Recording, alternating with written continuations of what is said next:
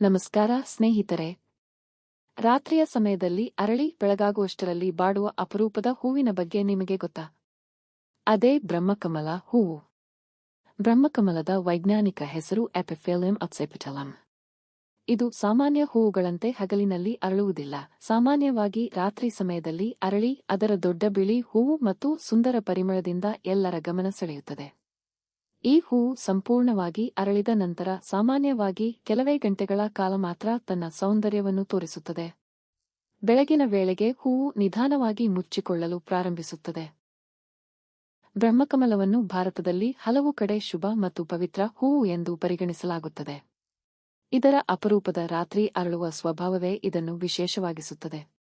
ನಿಮ್ಮ ಮನೆಯಲ್ಲಿ ಬ್ರಹ್ಮಕಮಲ ಅರಳಿದೆಯೇ? ಕಾಮೆಂಟ್ನಲ್ಲಿ ತಿಳಿಸಿ. ಇಂತಹ ಆಸಕ್ತಿದಾಯಕ ಸಸ್ಯ ಮತ್ತು ಹೂವುಗಳ ಮಾಹಿತಿಗಾಗಿ ನಮ್ಮ ಚಾನೆಲ್ ಸಬ್ಸ್ಕ್ರೈಬ್ ಮಾಡಿ.